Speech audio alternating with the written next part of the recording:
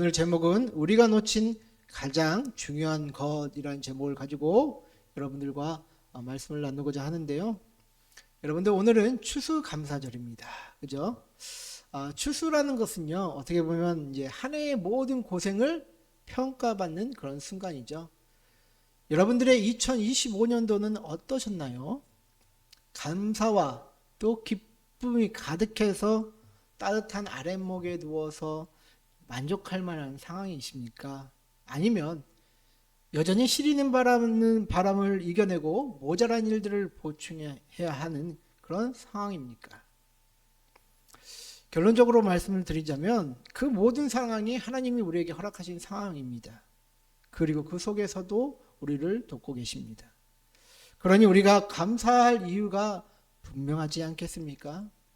오늘 우리가 함께 말씀을 나누실 때에 여러분들 어떤 분들은 뭐 만족과 기쁨으로 가득 차실 분들도 있고, 또 어떤 분들은 아직도 뭐 사업이 풀리지 않고 뭐 점점 어려워지거나 뭐 이래서 또 힘들어하실 분들도 있겠는데, 우리가 오늘 함께 말씀을 나눌 때에 여러분들 안에 그 감사와 또 평안이 회복되는 그런 복이 저와 여러분들에게 있기를 주의 이름으로 축원드립니다.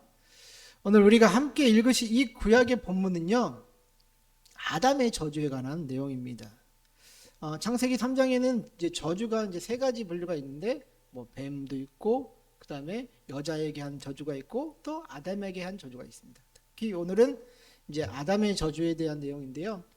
여러분들이 보시기에 이 아담에게 내린 저주에 있어서 가장 눈에 띄는 저주는 무엇입니까? 아담이 어떤 저주가 가장 큰 것 같아요? 네, 땀을 수고하여. 맞아요. 죽어버리면 그냥 모든 것이 끝날 텐데 그 땀을 내서 이제 수고하는 그거죠.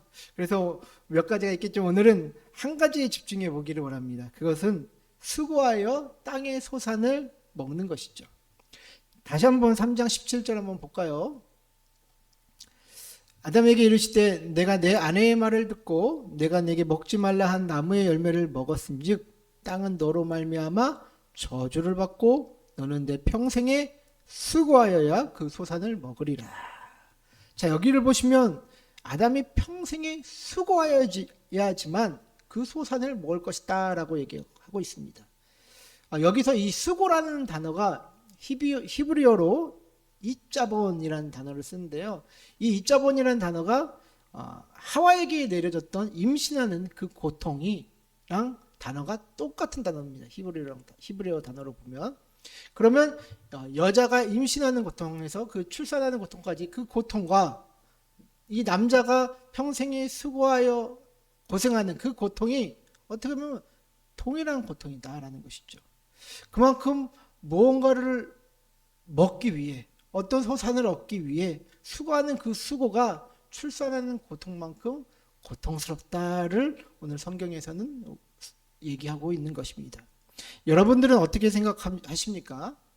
이제 먹고 사는 문제가 아이를 낳는 것과 같은 그 고통이다라고 여러분들 생각하십니까? 여기서 애를 낳으신 분들은 두 분밖에 없으신데 우리 권사님한테 한번 여쭤보고 싶어요. 진짜 그 출산하는 고통과 삶을 살아내는 고통 그게 비슷하다고 생각하세요? 전 잘 몰라서 권사님 어떻게 생각하세요? 잘 모르겠습니까? 근데 저는 참 이제 남자로서 이게 먹고 사는 문제에 있어서 또 이제 뭐 가정이 있고 또 자녀가 있는 사람들은 그 가중치가 더 클 것 같아요. 그래서 그 고통과 압박감이 저는 또 임신하는 고통만큼 또 크지 않을까라는 생각 중에 하나 그럴 거라고 이제 생각을 하겠는데, 요즘 특이한 이제 제목의 이제 넷플릭스 드라마가 있더라고요. 그게 뭐냐? 서울 자가의 대기업 다니는 김부장 이야기라는 제목의 드라마더라고요. 자꾸 막 제 눈앞에 이게 그 영상들이 이렇게 돌아다니더라고요. 유튜브도 그렇고 뉴스 기사가도 그렇고. 그래서 이게 이름이 좀 독특하잖아요. 서울 자가의 대기업 다니는 김부장 이야기. 도대체 이게 뭐길래 요즘에 인기 있는 걸까라고 해서 한번 찾아봤습니다. 한 사람이 이제 서울에 있는 대기업 영업부장으로 25년간 이제 장기 근무한 사람으로 이제 나옵니다. 그래서 이 서울에 자가 아파트도 있고 이제 좋은 차도 있습니다. 그러면 여러분 좀 성공한 인생 아니겠습니까? 나름 이제 자수성가해서 이제 아무것도 없는 상태에서 그렇게 이제 아파트도 있고 좋은 차도 있고 가정도 이루고 아들 대학도 보내고 그랬으면 나름 성공한 인생 아니겠습니까? 그러나 그 성공한 인생이라고 치부하는 사람도 이제 밑에서 치고 올라오는 사람들과 위에서 짓누르는 사람들 때문에 이제 힘들어하는 모습을 보이게 됩니다.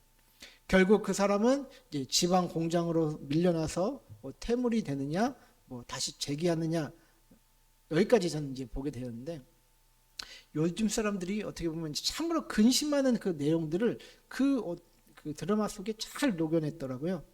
그래서 특히 이제 서울에서 사는 사람들은 집값 때문에 많이 또 고생하지 않습니까? 그리고 이렇게 장기 근무했던 사람들은 이제 아무리 대기업이라고 해도 그분들은 이제 40대 이후 지나면 또 이제 퇴직을 고민할 정도로 앞으로 먹고 사는 문제 고민을 합니다. 그 다음에 어떤 고민을 합니까?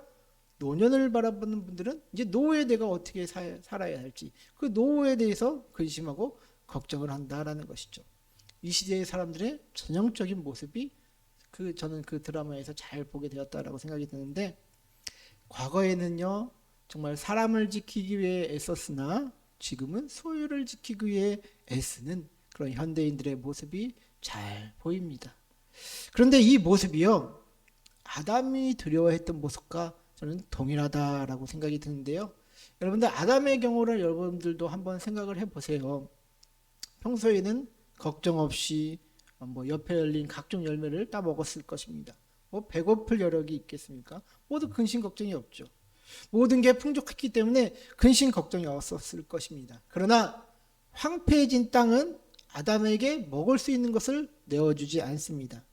아무리 땅을 개간하고 뭐 물을 대고 뭐 잡초들을 뽑아가면서 열매를 맺으려고 해도 이 황폐해진 땅은 쉽게 우리에게 먹을 것을 내어주지 않는다라는 것이죠. 그 때문에 하와와 또 자녀들이 굶주리며 수척해진 모습을 보았을 것입니다. 하나님처럼 되기 위해 손댔던 그 열매를 먹었던 결과가 그를 굉장히 고통스럽게 하였다라는 것이죠. 그는 항상 생존을 두려워합니다. 생존을 두려워했던 그 아담의 두려움이 오늘날 우리의 모습과 너무나도 동일하다, 저는 그렇게 느껴집니다. 뭐 그리스도인들이라고 뭐 다릅니까? 똑같이 먹고 사는 문제 때문에 고민하는 게 우리의 모습입니다. 똑같이 어디에 살아야 하는지, 똑같이 미래의 삶 때문에 고민해야 되고, 또 다음 달 이제 카드값 어떻게 메꿔야 되는지 고민하는 게 그리스도인의 똑같은 모습이다라는 것이죠. 과연 그리스도인들은요 세상 사람들과 다른 가치관 때문에 자신의 삶이 하나님과 함께하는 이 세상이 동산인지 아니면 이 세상이 지옥과 같은 삶인지를 묻고 싶습니다. 여러분들에게 이 세상은 지옥입니까? 아니면 하나님과 함께하는 그런 동산이 됩니까? 현재 우리가 사는 땅은요 엄밀히 말하면 저주받은 땅입니다. 하나님이 우리에게 주신 동산은 이미 아담 때문에 저주받은 땅으로 변했다라는 것이죠. 그래서 살아간다는 것은요 여자가 출산하는 것만큼 큰 고통이다라는 것이죠. 그래서 여러분과 저희가 삶을 살다가 힘들다? 이런 것은 당연하다라는 것이죠. 욥기 14장 1절을 보면 욥이 이렇게 얘기를 합니다. 여인에게서 태어난 사람은 생애가 짧고 또 걱정이 가득하며, 영원이라는 시간에 비해 우리의 삶은 짧은데도 불구하고 우리는 항상 근심하고 걱정하며 고통하는 것이 우리의 인생이다라는 것이죠. 그래서 제가 말씀드리고 싶은 것은 이것입니다. 우리의 현실을 억지로 포장하지 말자라는 것입니다. 우리가 사는 세상은 어떻게 보면 저주받은 땅으로서 고통이 가득합니다. 그래서 죽을 때까지 고생하고 근심하며 살 수밖에 없는 것이 우리의 주어진 어떤 인생길이다라는 것이죠. 자, 한 걸음 더 나아가서 여러분들이 우리 삶에서 가장 더 큰 문제는 뭐냐? 더 큰 고통은 뭐냐? 다른 사람을 의식하는 데서부터 시작된다라는 것입니다. 다른 사람을 의식하지 않으면요 더 가지려고 하지도 않고요 뭐 더 있어 보이려고 하지도 않을 것입니다. 또 경쟁하지도 않을 것이다 라는 것이죠. 그래서 다른 사람을 의식하지 않으면 이런 모든 것들이 없을 텐데, 죄의 DNA를 가진 우리들은 누가 시키지 않아도 다른 사람 의식하지 않습니까? 사람들의 풍조를 따릅니다. 세상의 방식들을 따릅니다. 모든 사람들이 유행이라고 하는 그것들을 나도 해봐야 된다고 하는 것이 우리의 모습이다라는 것이죠. 그것이 저는 어떻게 보면 인간을 괴롭게 하는 또 더 큰 원인이지 않을까 싶습니다. 오늘 성경을 보시면 하나님이 아담에게 저주가 내리게 된 근본적인 원인을 말씀하십니다. 그것은 17절을 좀 다시 보시면요. 아담에게 이르시되 내가 내 아내의 말을 듣고 내가 내게 먹지 말라 한 나무의 열매를 먹었은지. 자, 아담에게 뭐라고 하십니까? 내가 내 아내의 말을 듣고 내가 내게 먹지 말라 한 나무의 열매를 먹었은지. 하나님은요, 아담이 죄에 빠지게 된 원인, 또 이 큰 고통에 너가 처하게 된 것은 하나님의 말이 아니라 하와의 말을 들었기 때문이다 라고 얘기를 합니다. 이런 죄의 DNA가 오늘날 우리의 삶의 맥락과도 너무나도 다 들어맞는다라고 저는 생각이 듭니다. 저와 여러분들은요, 사실 하나님 말씀 듣기보다 세상의 가치관, 세상의 풍습, 또 세상의 말 듣기를 더 좋아한다라는 것이죠. 이것이 바로 죄된 DNA를 가진 이런 아담의 습성이 온 인류에게 전가된 것 때문이 아니겠습니까?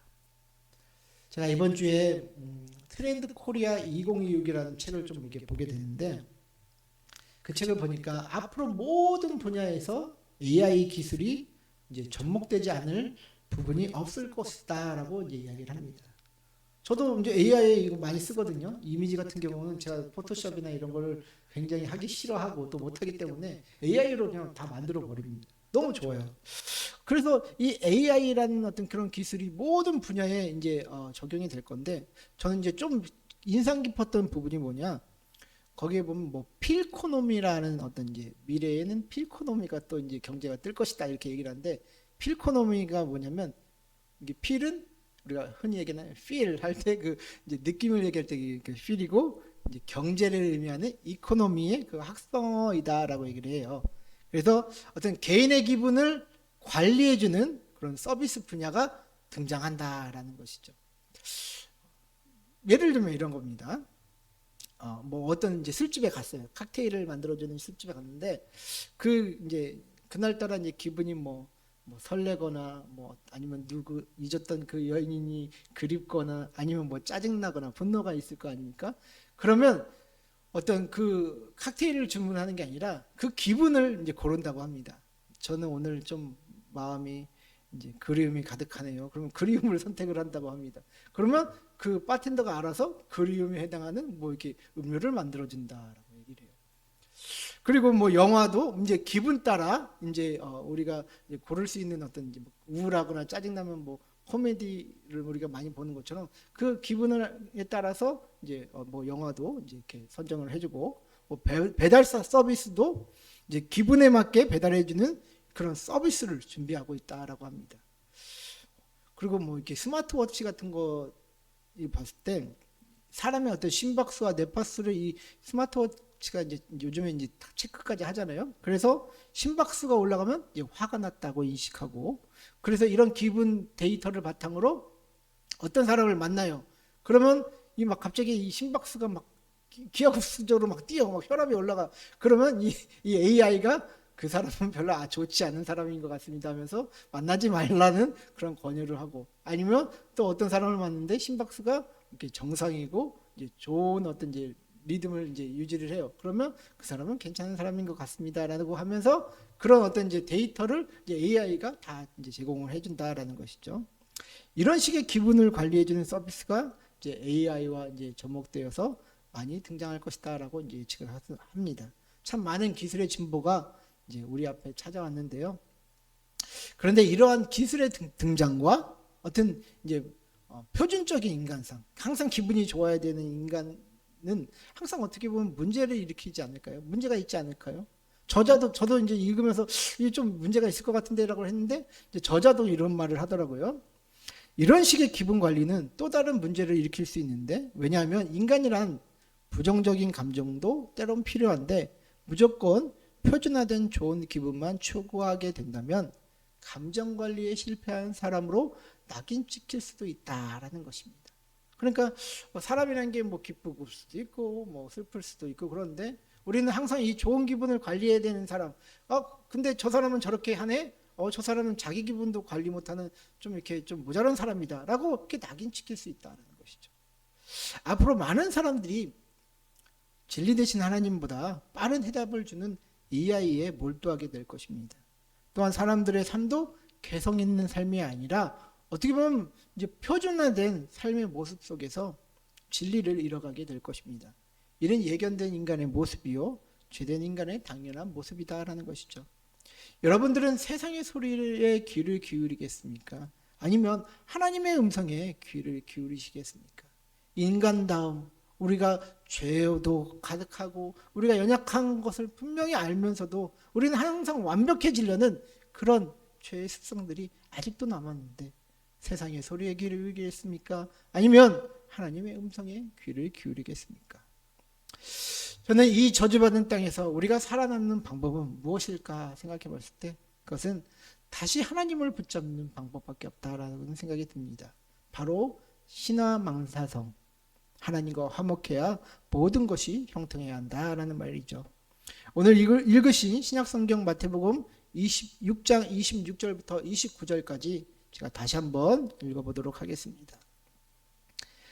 공중의 새를 보라. 심지도 않고 거두지도 않고 창고에 모아들이지도 아니하되 너희 하늘 아버지께서 기르시나니 너희는 이것들보다 귀하지 아니하냐. 너희 중에 염려함으로 그 키를 한 자라도 더할 수 있겠느냐. 또 너희가 어찌 의복을 위하여 염려하느냐. 들의 백합화가 어떻게 자라는가 생각하여 보라. 수고도 아니하고 길쌈도 아니하느니라. 그러나 내가 너희에게 말하노니 솔로몬의 모든 영광으로도 입은 것이 이 꽃 하나만 같지 못하였느니라. 예수님은 흔한 자연 환경을 가지고 우리에게 깊은 깨달음을 주시죠. 공중에 날아다니는 새들도 하나님이 자라나가게 하신다. 하나님이 키우신다 얘기합니다. 그리고 예수님 시대의 이 들풀은요, 불쏘시개로 이제 쓰였는데 그런 불쏘시개조차도 하나님이 입히신다라는 것이죠. 그렇다면 자기의 형상으로 창조한 그의 자녀들은 어떻겠습니까? 먹고 살아가는 것과 이런 모든 삶의 문제들을 하나님께서 돌봐 주시겠다라는 것입니다. 그런데 우리는 왜 근심하고 세상 사람들이 근심하고 걱정하는 일에 우리는 몰두해서 자기의 영혼을 어떻게 보면 파괴하고 있습니까? 우리가 자기의 삶을 개척해 나가야 한다라고 말을 하지만 실제 우리가 할 수 있는 것은 아무것도 없습니다. 코로나 우리가 한번 터지니까 어떻게 됐습니까? 온 전 세계가 셧다운 돼가지고 거의 뭐 아무것도 할 수 없는 갇힌 인생을 살지 않았습니까? 여러분들 저는 믿음이 없는 사람이지만요. 저도 목회자지만 믿음이 별로 없어요. 근데 제가 목회자로서의 삶을 살아갈 때에 내가 목사가 되어가는구나라는 것을 이제 깨닫게 됩니다. 이전에는 교회에서 이제 사역을 할 때 성과를 내고 또 어떻게 보면 저 목사님 괜찮은 사람이다라는 것을 이제 인정받을 때 어떻게 보면 내 자신을 증명하는 것이 그런 어떤 외부의 평가에 의존했습니다. 그러나 지금은 점점 달라지는 것을 저는 깨닫게 됩니다. 뭐 교회가 작아진다고 뭐 생존의 기로에 서 있다고 그 두려움이 가득해도 그 걱정이 저를 집어삼키지 않는다라는 것이죠. 교회는 이 하나님이 하시는 곳이기에 그저 나에게 주어진 어떤 그 길을 묵묵하게 순종하며 걸어갈 때 하나님의 일하심을 보게 됩니다. 그래서 이게 신앙생활이구나라는 것을 깨닫게 되어지면서 어떤 하나의 이제 통찰이 생긴다라는 것이죠. 여러분 50에 읽는 논어라는 책을 보면요, 그 저자가 이런 말을 하더라고요.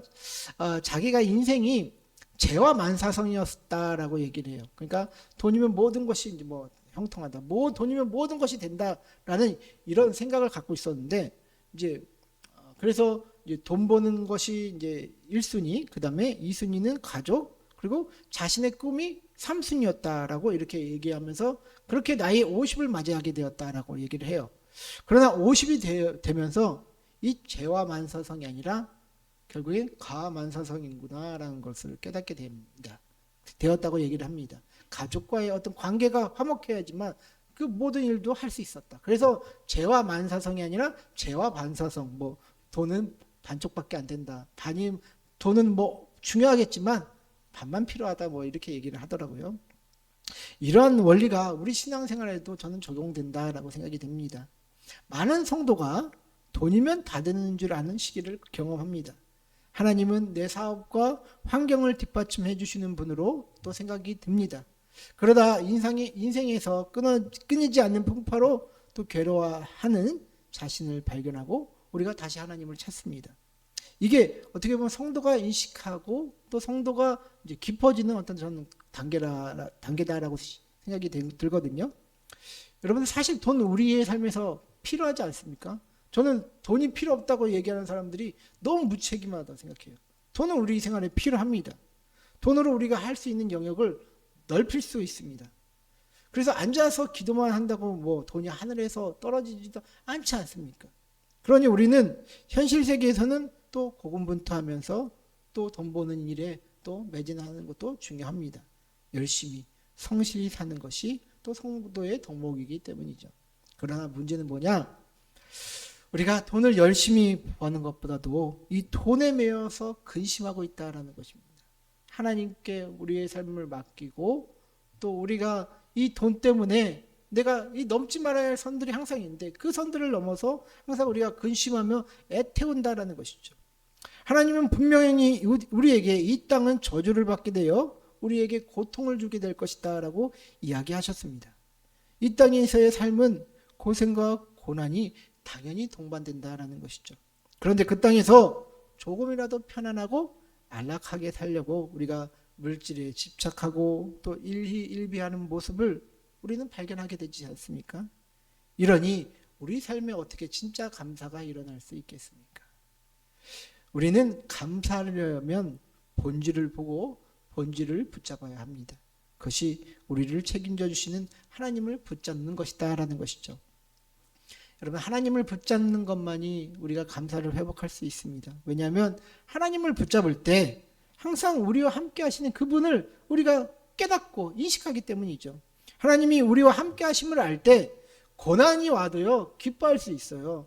근데 큰 기쁨이 와도요 우리가 자만하지 않을 수 있어요. 모든 것이 하나님의 손안에서 이루어졌음을 우리는 하나님과 동행하면서 우리와 함께 하신 하나님이 도와주셨구나라는 깨달음이 있기 때문이다라는 것이죠. 저희가 이제 지난주에 제주도에 가지 않았습니까? 여러분들은 어떠셨는지 모르겠지만 저는 참 좋았는데요. 제가 거기서 느끼게 된 것은 당연한 것이 아니다라는 것을 저는 매 순간 느꼈습니다. 우리 이제 장모님도 같이 가셨는데 이제 우리 홍 권사님이 높은 언덕과 또 산을 오르내리시면서 이제 함께 여행하게 된 것도 또 옆에서 돕는 이들이 있었기 때문에 가능한 것 아니겠습니까? 저는 아내라 둘이었으면 제가 감당이 안 됐을 것 같아요. 그러나 장로님과 권사님이 도와주셔서 그 언덕과 같은 그 길을 다녀올 수 있었다. 어떻게 보면 또 대단한 일인 것 같습니다. 또 생각해 보면 배를 타고 가면서 아름다운 석양을 보게 된 것도 누군가의 항의가 있기 때문에 가능한 것이었습니다. 또 제가 첫째 날 또 몸이 좀 힘들어서 좀 이렇게 고생했었는데 약을 먹고 자니까 다시 회복하더라고요. 이제 회복하는 건강이 있었기 때문에 마지막까지 즐거운 여행을 할 수 있었던 것 아니겠습니까? 그렇게 한번 이동하는 것도 여행지도 있어야 되지, 사람도 있어야 되지, 뭐 돈도 있어야 되지, 무엇보다도 우리가 갈 마음이 있어야지 그것도 잘 할 수 있는 것 아니겠습니까? 모든 조건이 맞아야 갈 수 있는 것입니다. 그래서 이런 모든 조건을 허락해 주신 우리 하나님께 감사를 드릴 수밖에 없더라고요. 여러분 우리의 삶이라는 것도 그렇습니다. 저주받은 이 땅이지만 오늘도 먹을 수 있는 것들을 우리에게 허락하십니다. 저주받은 이 땅이지만 내일을 시작할 수 있는 에너지를 우리에게 주십니다. 저주받은 이 땅이지만 예배드리며 하나님의 은혜를 기대할 수 있는 거룩한 주의 전들을 하나님께서 허락하셨습니다. 이 모든 상황, 여건이 우리가 잘나서 된 것이 아닙니다.